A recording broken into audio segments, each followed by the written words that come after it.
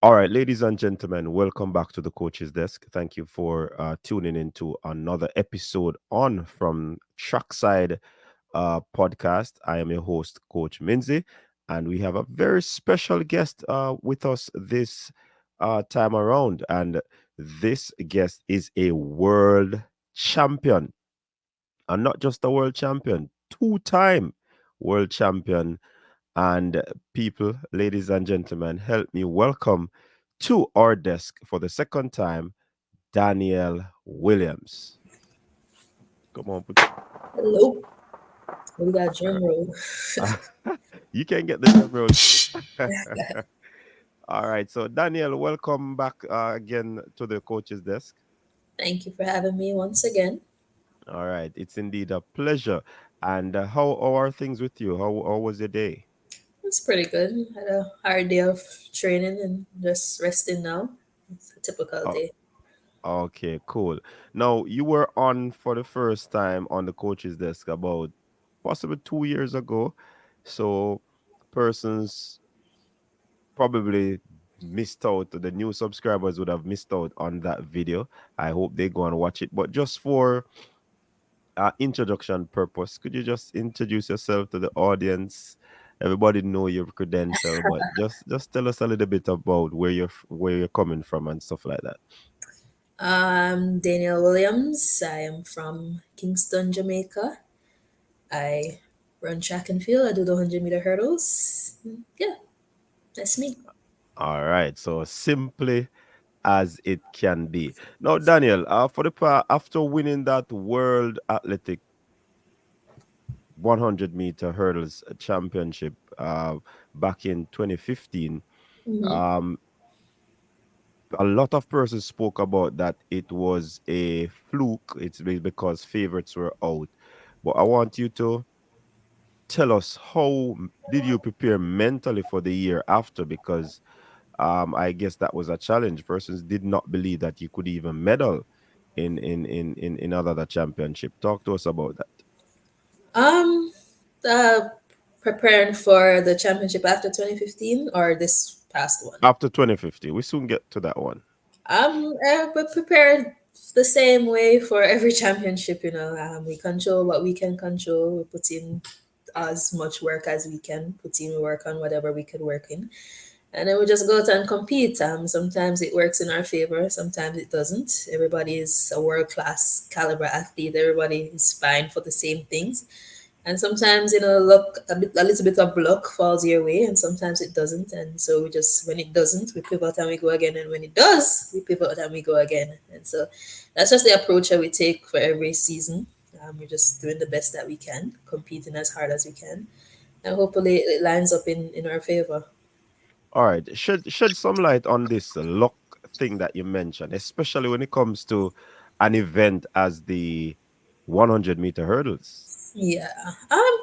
I feel I read a quote. I don't remember who said it a couple months ago actually, and it said in every sport, I mean, you prepare as hard as you can, and then luck falls your way, and then you capitalize on that. And luck is can be simple as the win that day, or you just had a great night's sleep, or you just had a great conversation with somebody. I mean, luck means different thing for different people, and so, I mean, everybody shows up doing the best that they can, and if everybody can't win, and so something has to fall for someone on that particular day for them to win, and that's just the way I view it. Okay, that sounds good. So 2020 at the Tokyo Olympics. What? Talk to us about that one. 2021. I was dealing with a bit of a lot of injuries actually that season, and I kind of lost a lot of confidence in my body, in my ability, because my body was letting me down, and so Mm-hmm. that hindered the way I approached every race, and that showed in the results, and that was what was happening. I mean, if you're not having confidence in your body to do the thing that it's supposed to be doing, then it definitely affects your mental state. Mm-hmm. I was just telling somebody today, like, you cannot execute a good race if your mind is on what is hurting or what is not going well, and so that affects every race you go into if you're not able to concentrate on the things that you're supposed to concentrate on, which is the execution of a good race. If you're focusing on an injury, or if you do this too hard, you might get hurt again. And so that definitely played a part in the 2021 campaign. And yeah, we're over that now. All right. So from time to time, well, from my standpoint, I know that, and probably you can elaborate on that a little bit. Whenever athletes go through series of injuries, it tend to play on their mind. They're a little bit tentative in Hmm. terms of going into competition. They are even at a point when they are sometimes afraid even to compete. Definitely. How did you actually get over that hurdle? Because we know that for the past few years you have been struggling. We'll be get into that, but tell us how you got through those series of injuries I on a mean, mental aspect. it's a mental battle. At some point in time, your body starts feeling good again, and then you can trust that it's going to do what it's supposed to do. But it's really a process, and so you just have to go through the process step by step, one day at a time, and then go from there. Each day is different. Some days gonna hurt more than the other, and so yeah, you just take it step by step, and you go from there. All right. So as an athlete, how do you recalibrate? How do you reset?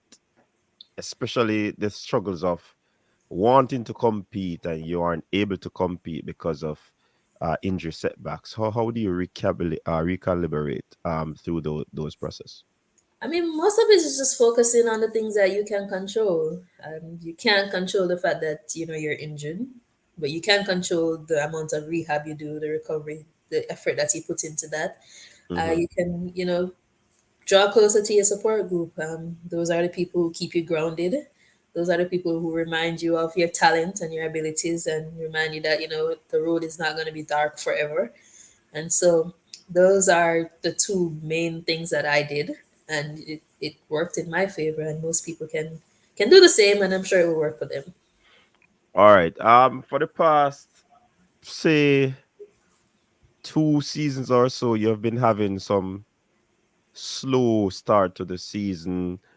Is that a deliberate course of action, or it was because of those injury setbacks that you'd have been struggling with?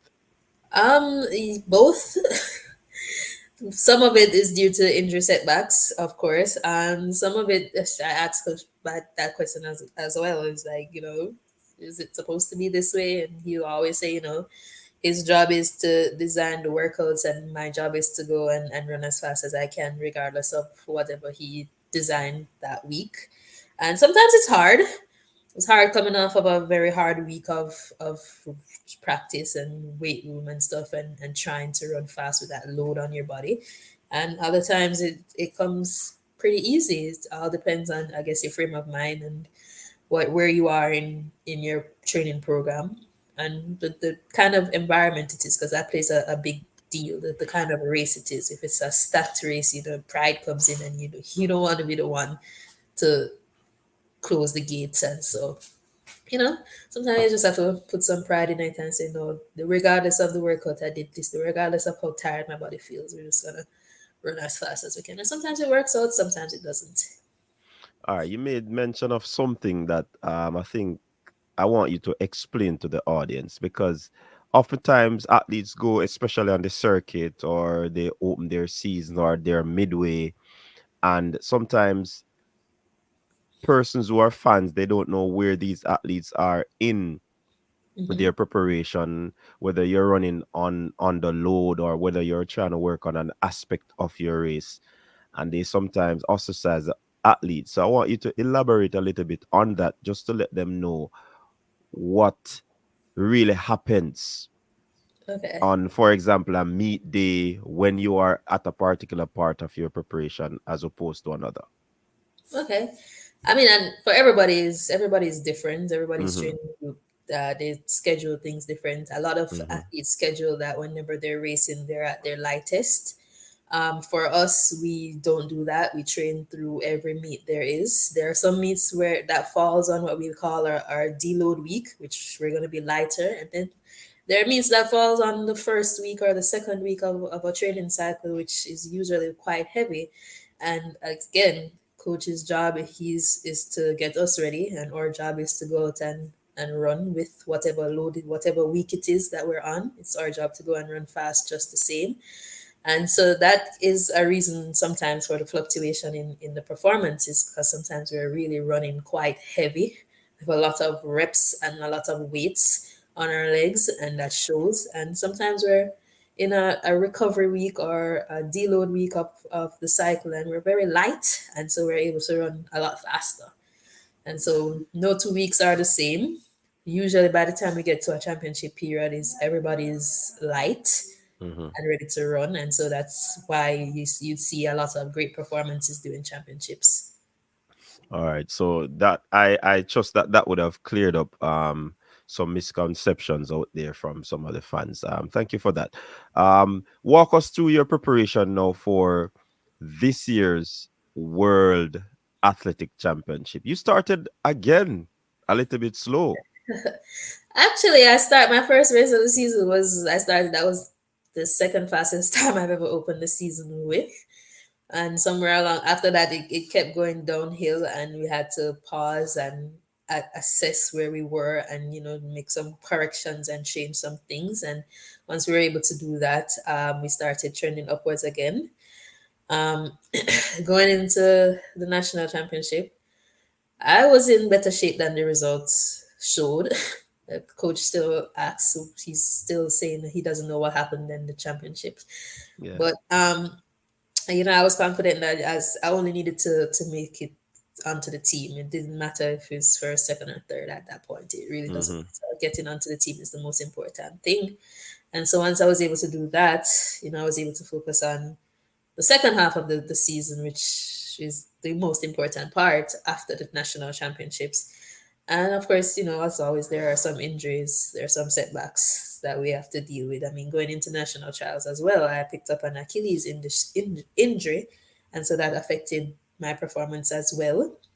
And coming out of that, it took a couple weeks where we had to, back off of some stuff, so just so we could get that feeling good again and ready to go into the championships. And then I knew once I got to a point where I wasn't feeling a lot of pain, I could trust my legs to push off the blocks and to hurdle. I knew once I could trust that, then I could run really well. I mean, coach kept telling me that I was in great shape. The times on the clock in every workout we did was suggesting that we're in good shape, and it was just for me to go out and race hard and execute to the best of my ability. And I think I did that. Definitely, definitely. But I want you to take us through the rounds. The first round, of course, each round comes with an objective, I suppose. Mhm. Because you and your coach would have sat down and go through all those finer details. But walk us through round one. What was the main objective of round one? Since is gone now, you can probably let it out. I think I'm quite an experienced round runner. I feel like I'm Mm-hmm. probably one of the best round runners there are. Round one is always big Q. That's always the objective, big Q, Mm-hmm. and it's usually top 3 or 4, I believe. And Yes. so you'd want to win. Everybody wants to win, but in the first round, winning is not a be all end all. Just getting the big Q and making it safely through to the next round is the only objective for me.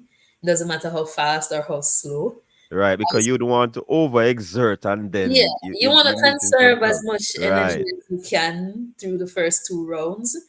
I fully expected to run 12:4 in the first round, and not for the last hurdle. I ran at 12:5, and so I went back around to the warm up track, and coach was like, "You promised me a 12:4." I was like, "You get it next time." And so next round is the same objective, big Q, and it was going to be a Mm-hmm. little bit tougher. The semifinals is usually the hardest round. That's all. Yes, The yes, indeed. semifinals is the hardest round. You have to treat that round like a final. Like a final, yeah. I always want to be in the hottest semifinal, because in the off chance that you don't make up this top two, and in the off chance that you don't make the top two, being in the The fastest time. hottest semifinal, you're most likely to be a fastest loser. Mm-hmm. And so I always want to be in the most competitive semi-final. And I saw that I was in the most competitive semi-final. And I was quite happy with that. Those girls are going to force me. You're not going to get complacent and say, oh, I could, top two is secure, just me and one other person. No, those girls, they're going to force you to run and run your hardest. And so going in there, top two was the aim. Big Q was still the aim. Mm-hmm. Um, I didn't get Big Q. But when I looked at the time, it was the fastest Yes. semi-final in terms of the times after the winner. And so I actually went into the finals with the fifth fastest time, if I remember correctly. Another season best. I mean, a part of our training is that we train to peak at the Improve. right time. Right, right. And so the championship is always the right time for us. And so I will always find myself improving through the rounds, regardless of where I went into the championship. Whatever time I went in the championship, I will be improving through the rounds.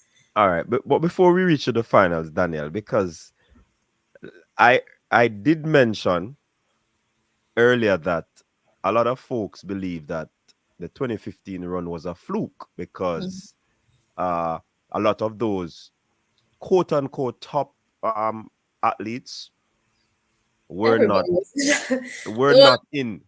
the No, world leader I'm was in just that final. The defending champion was in that final. Who was not in that final?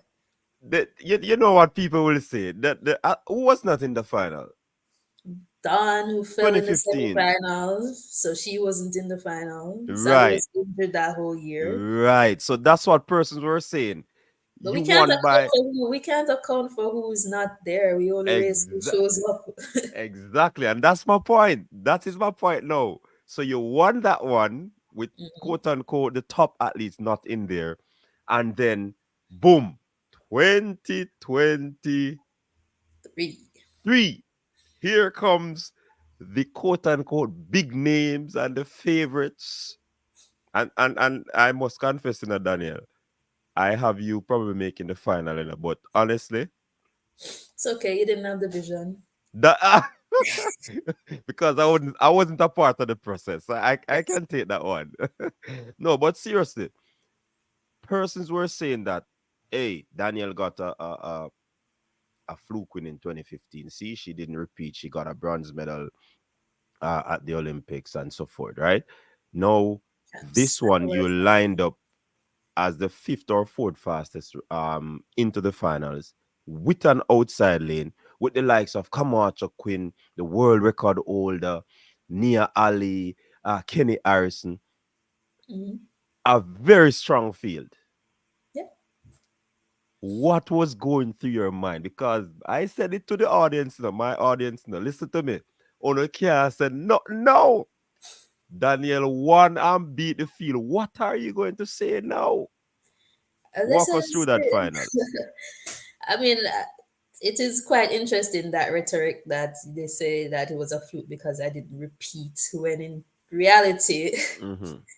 there's been no repeat hurdle winners at the World Championship for the last 9 years. And so the last person to repeat was Sally Pearson, and she did that 6 years apart. So Mm-hmm. every year there's a different winner. That's how deep Competitive, or and yeah. competitive our event is. And so, but yeah, going into the final, I was quite confident that I was going to medal. I wasn't sure of the color of the medal. I knew I could win based on the run that I had in the semi-final.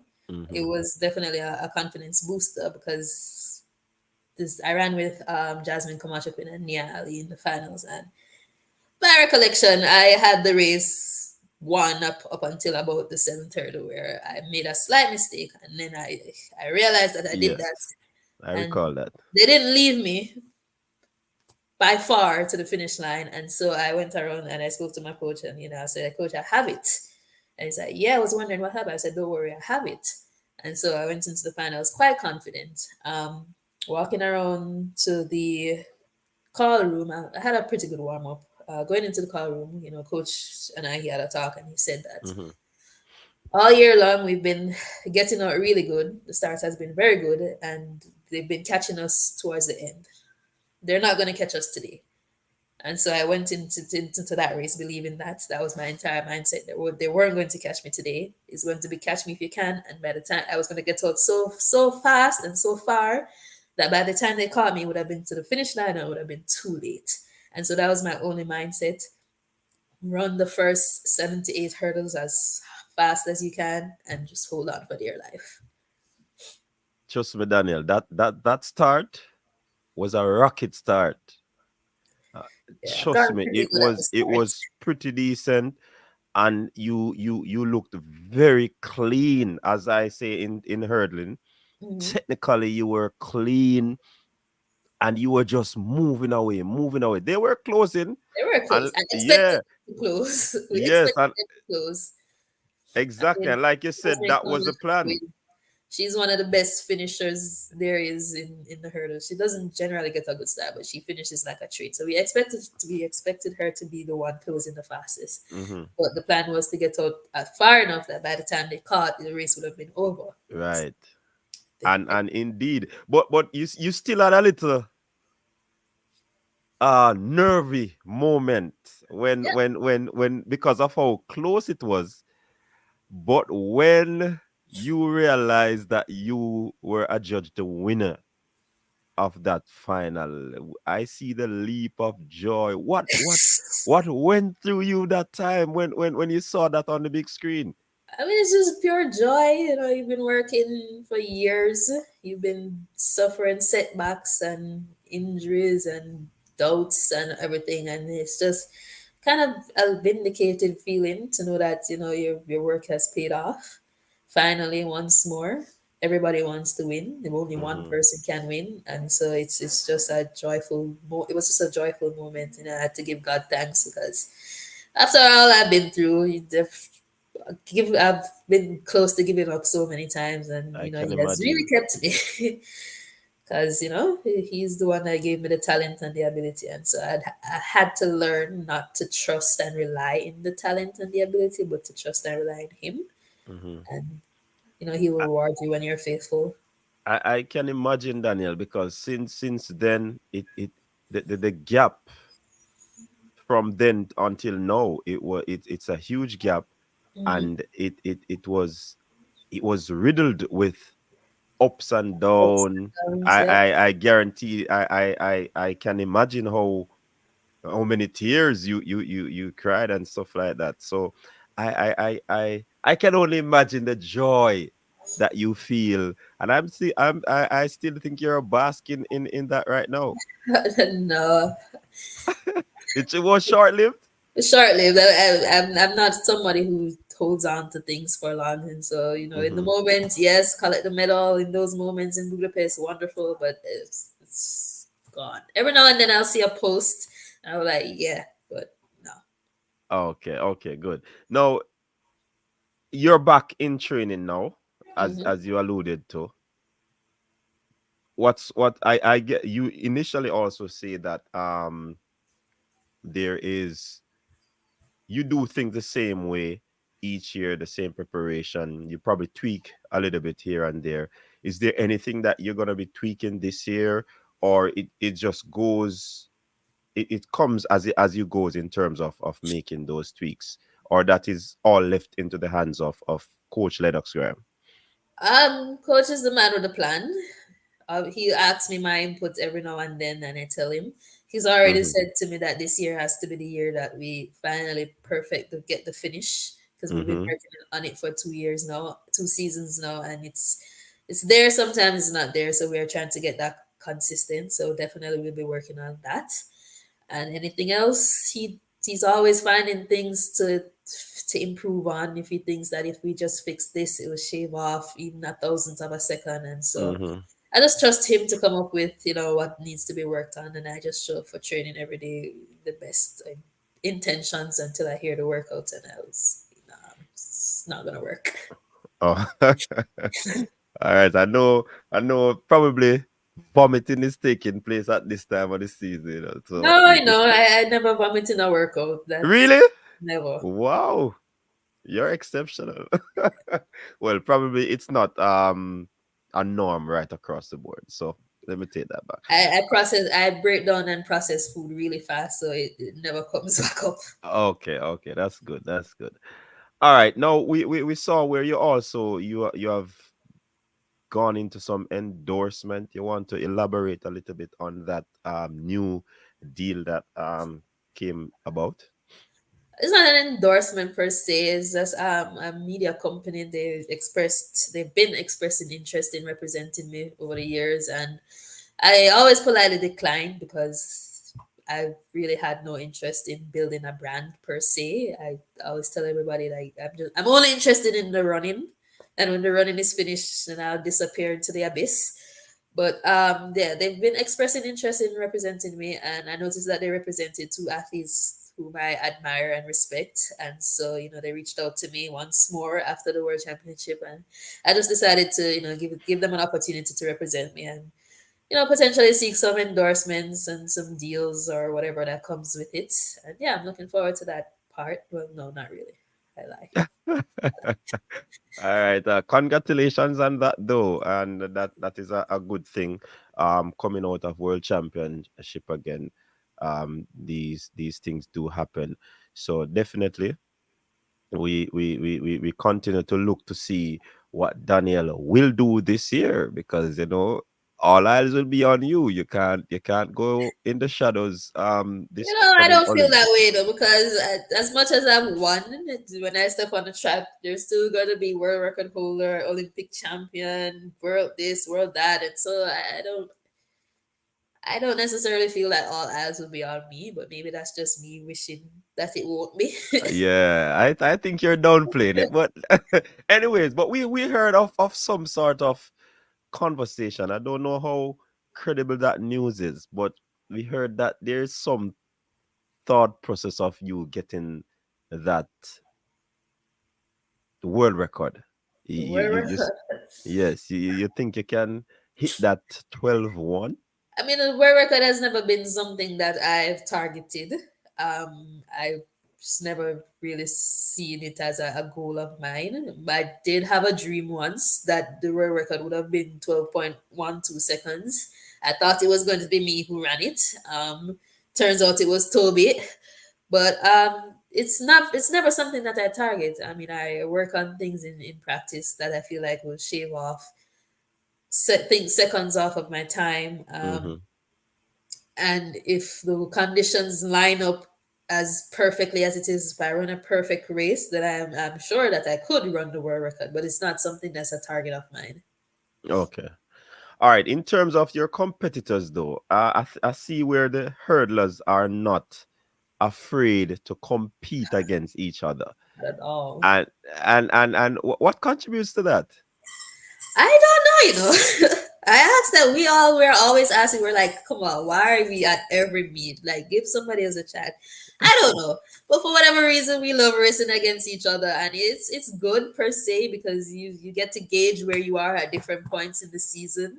Mm-hmm. You know what to work on, you know their strengths, you know their weaknesses. The more you race against them, you learn more about your strengths and weaknesses, so it's good per se. I definitely don't shy away from the competition, and they don't seem to shy away as well. I mean, every race that hurdles is in, they're going to be lined up, and we wouldn't have it any other way, because why would we want to have an easy race?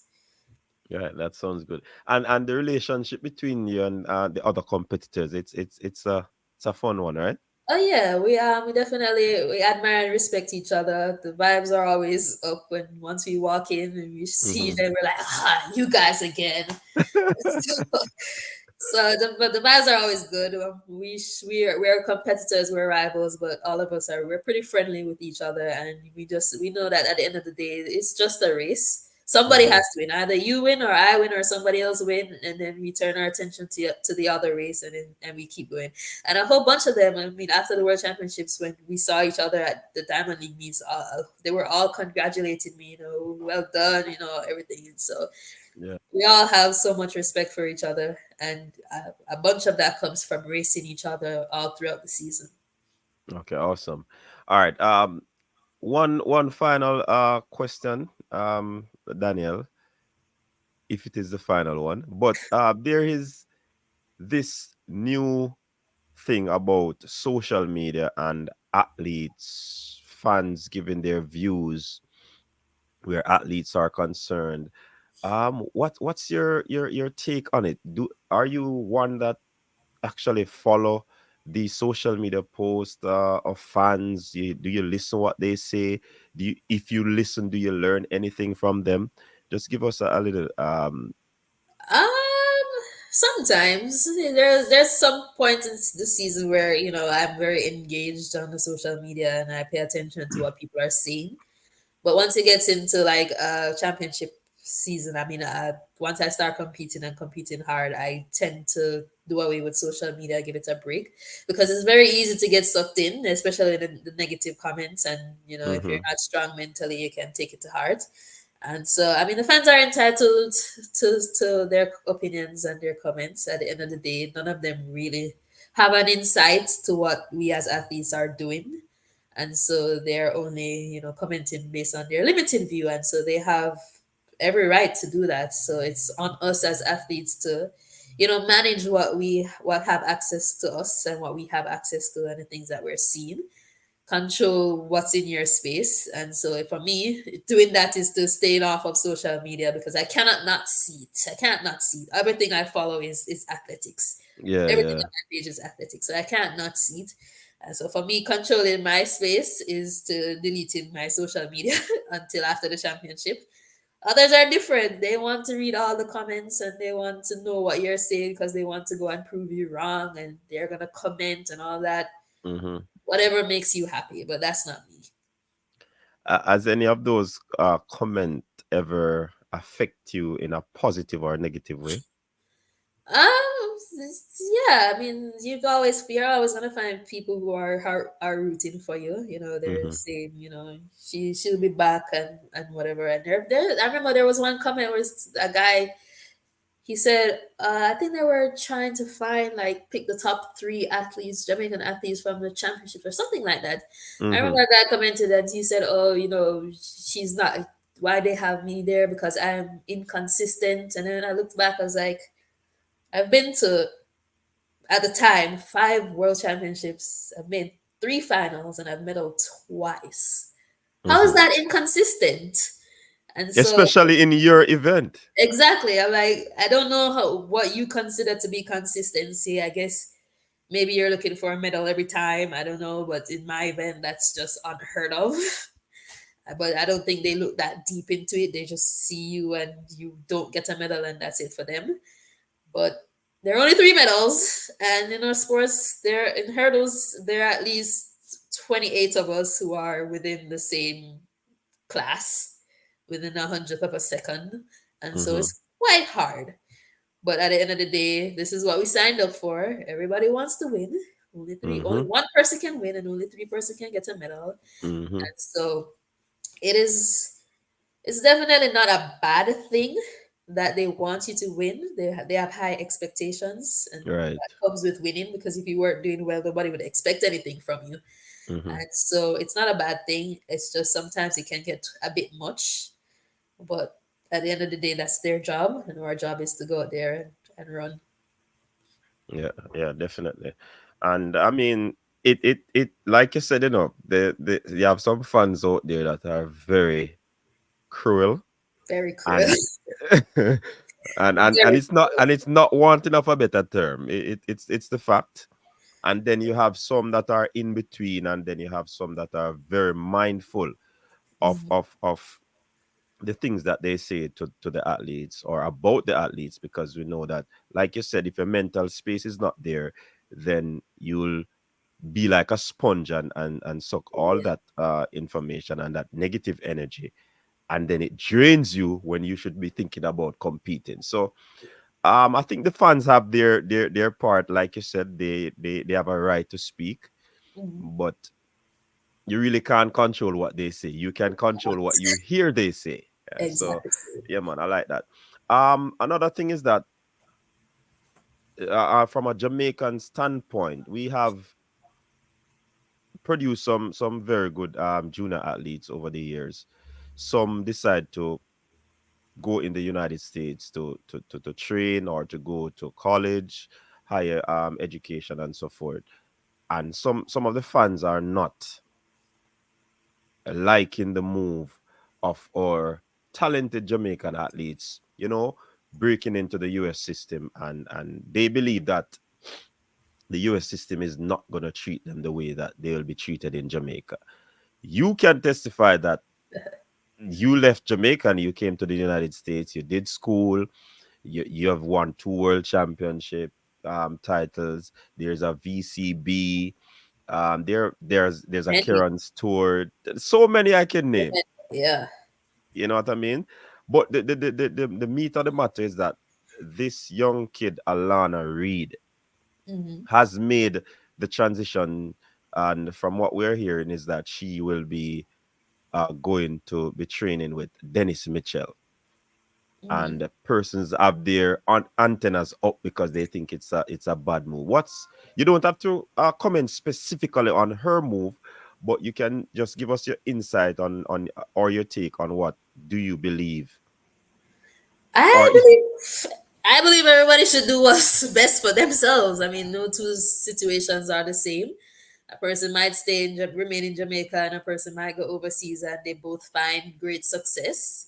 And the mm-hmm, vice versa is the same. They might find no success in their situations. It's just for them to analyze the situation and determine what is best for them, for their path, what it is they're trying to achieve in this sport, if it is in the mm-hmm, sport or if it's outside of the sport. I think the universities these days, I can't speak for back in the day, but nowadays, American universities, they take great care of the athletes when they come over here because they mm-hmm, have to. Otherwise, they're going to get in a whole lot of trouble. And so they take good care of them in terms of their financials and their education and everything. They make sure they're getting the best in terms of that. And so it's never a bad opportunity, it's never a bad choice. It depends on the situation that you're coming in. And so you have to pick out what's best for you. You have to analyze a program to make sure that the program is suitable for you, it's what you want, and then you go from there. In this life, in professional sports, it doesn't matter how good you are on the junior level, only a small percentage will transition. mm-hmm. Some of them just simply lose interest. They've been doing Yep. it for so long and they just lose interest. And this it takes a whole lot of discipline and dedication and sacrifice to make it on the professional level. And some of them just don't have that.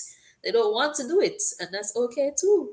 And so it's never about, or it's not always about, burnout or bad situations. Some people, they've moved from an environment where they're in school 24/7, or they're being monitored, and everything that they're doing is, everybody knows.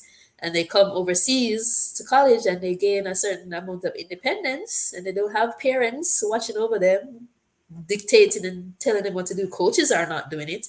And so they have all sorts of freedom, and they just, Mm-hmm. they discover different interests. And those interests sometimes lead them away from the track. And yeah, do what works for you. If you want to be a professional athlete, if that's your goal, then you chart the best path forward, and you analyze and you look into the different clubs in Jamaica. You explore the schools overseas or clubs overseas. In case of Alana's, I'm sure she and her camp did due diligence and Mm-hmm. researched before she made her decision. And we can only hope it works out for the best. And if it doesn't, she's young and she can move on once more, because she's not a rock, so she can move if it's not suiting her. And Mm-hmm. then we just wish her the best of luck and hope that we see her in the senior ranks. Definitely, definitely. I think that is well said, dear Daniel. Wonderful. Any final thoughts that you wanna share with the audience, because we wanna wrap it up right now. We don't want to keep you long. We know you had training and you have to get your beauty sleep Yeah, or your rest, which is absolutely. vital as a part of your regime. But before we ask you to do that, what is your itinerary like coming up for this season? Will you be on the Diamond League circuit regularly? I don't know the schedule. We haven't discussed the schedule as yet. I would imagine that there will be some diamond races that coach will want me to go to. Hmm. We try, well, not try. We want to run in the diamond leagues because you have to get points to get to the finals. Right, right. But I really don't like to be traveling back and forth. It really messes up your training schedule. And I don't have a base in Europe or wherever the meets are. I'm based in the States. And so it's easier for me to go to the meets that are in and around this Hmm. hemisphere. Hmm. So it's strategic. Yes, really strategic at the beginning of the season. Before trials, we try not to travel overseas as much. Hmm. And then after trials, of course, we can ramp up the traveling. But maybe it will be different this year. I don't know. But that's usually the mindset that we go in every season with. Okay, that sounds good. Sounds like you just love the training and the running in the Daniel. You don't like to explore and I don't like the training, you know. I tell you something, I don't like the training. I just like the running. The training is just a necessary evil. all right. And if share your final thoughts with the audience and the fans of track Oh, and field. I just thank you guys for supporting. Well, those who have been supporting, even the ones that are not supporting, thanking you just the same. We hope to see you in the stands in the national stadiums or in Paris or wherever the meets are. I'm always so full of pride when I go to a stadium in China and I see the Jamaican flags because I was like, Jesus, Jamaican everywhere. Every stadium I've been to. Everywhere. There's not a stadium I've been to yet, and I have not seen a Jamaican flag, and I've been far out countries, Hmm. and so we always gracious for the support, and we thank you all the same. All right. So there you have it, people. Danielle Williams, World Athletics 100 meters hurdles champion for the second time.